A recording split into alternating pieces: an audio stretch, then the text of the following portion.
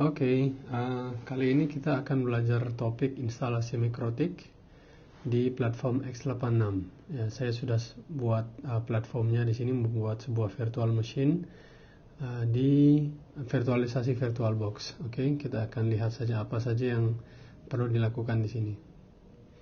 Oke, saya akan buat virtual machine namanya 94_laptop, tipenya Linux, versinya Linux 26 32 bit. Ya, kenapa 32 bit? Karena saat ini mikrotik butuhnya 32 bit.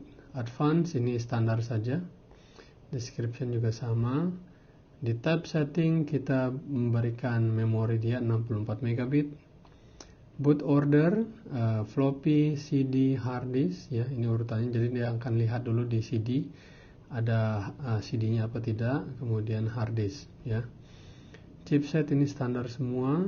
Prosesor kita kasih, kebetulan di punya saya ini ada dual core. Saya cuma kasih satu core saja untuk ini. Acceleration, ya, ini akan membantu sekali prosesnya. Kita centang saja dua-duanya. Display standar, kita membelikan 12 mega untuk ini, untuk virtual machine-nya. Storage standar, kita buat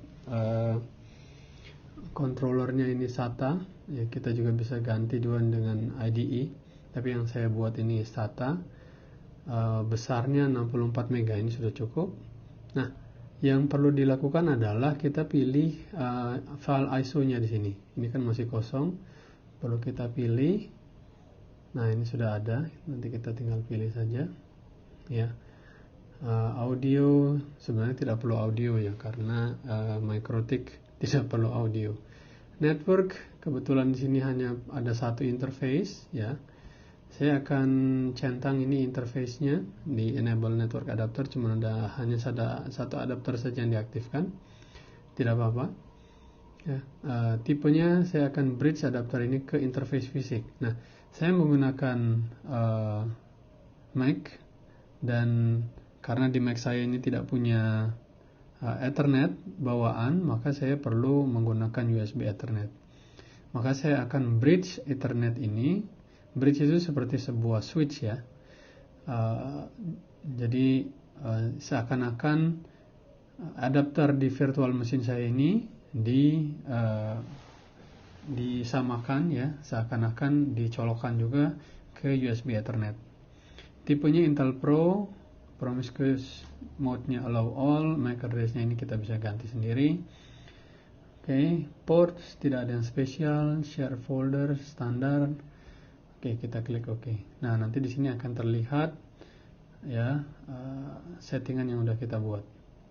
Oke, terutama ini CD atau DVD. Kita nyalakan, start.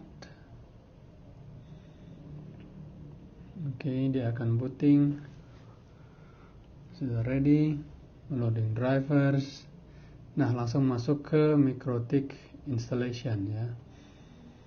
Oke, yang perlu kita lakukan, kita pilih paket, ya.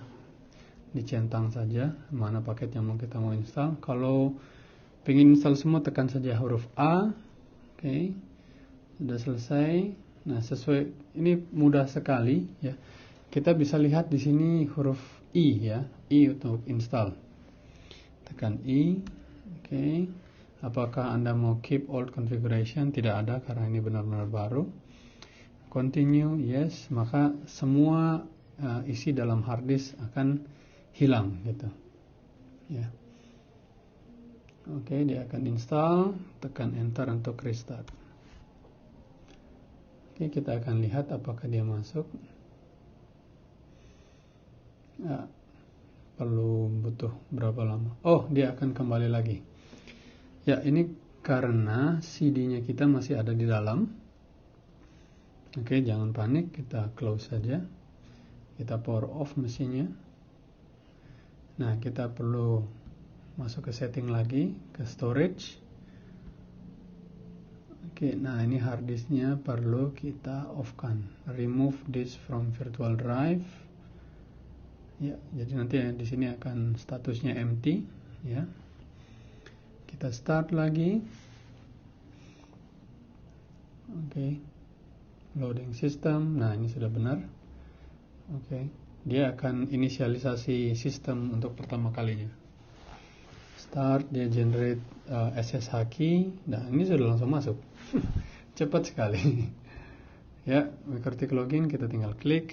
Password username-nya admin, passwordnya tidak ada, dan enter. Nah, di sini kita bisa lihat ya. Current installation software ID vv-gc-dd-wv. Enter. Nah, kita langsung udah masuk konsolnya. Ya, sangat-sangat mudah sekali. Ya, jadi ini vv software ID ini ya, seperti vv-gc-ddwv itu nanti yang akan dikirimkan ke mikrotik.com agar license kita ini berubah menjadi level yang lebih tinggi ya, seperti yang Anda lihat di sini. Router tidak punya software key ya. Jadi software ID-nya ada tetapi software key-nya nggak ada. Nah, ini artinya kita masih ada di demo mode.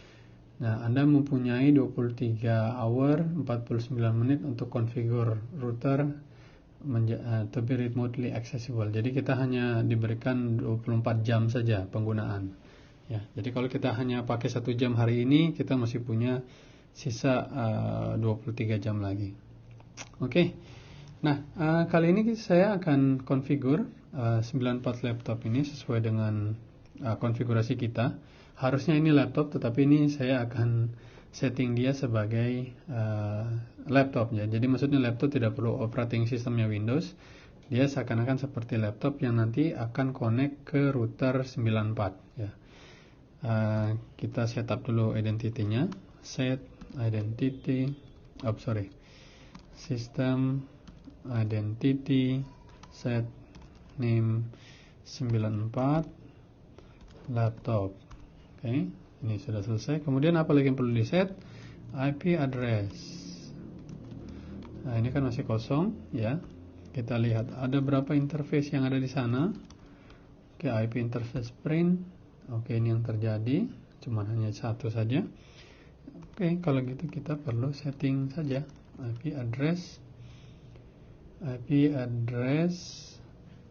add interface. Enter 1, kita tap lagi addressnya 192.168.94.9. Nah, jangan lupa /24 karena kebanyakan pemula sering lupa ini. Kalau sudah selesai, tekan enter ya. Kita mau cek IP address print. Nah, oke, sudah selesai. Nah, syaratnya lagi apa? Nah, kita perlu setting DNS. Sistem DNS, bukan sistem, IP DNS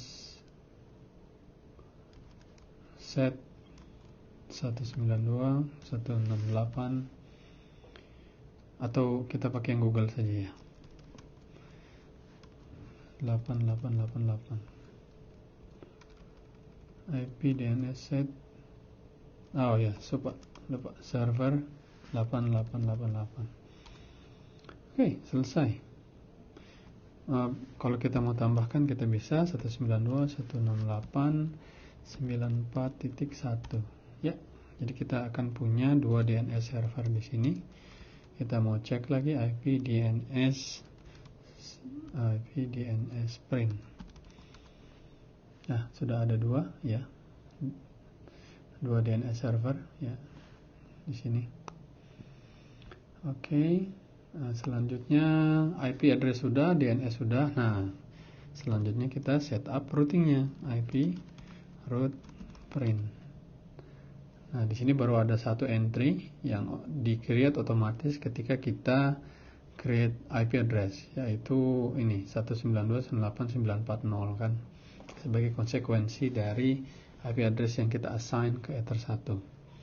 Nah, untuk menambahkan default gateway, kita perlu lakukan IP route ya, add. Nah, kalau kita menambahkan route berarti mau kemana, lewat mana kan? DST address 0000/0. Ya, jadi ini maksudnya default gateway itu adalah gateway yang destination-nya 0000. Kita perlu setting gateway. Gateway-nya 192.168.941. Kita IP root print. Oke, selesai. Nah, nanti meskipun server sudah dimatikan, tetap saja kita bisa ping ini setup ya. System shutdown, yes. Oke, sudah stop. Kita nyalakan lagi. Kita ingin tahu apakah konfigurasinya tetap ada di sana. Oke, sistem masih booting. Kita tunggu saja. Starting service. Oke, dia sudah berubah. Admin tanpa password. Enter to continue. IP address print.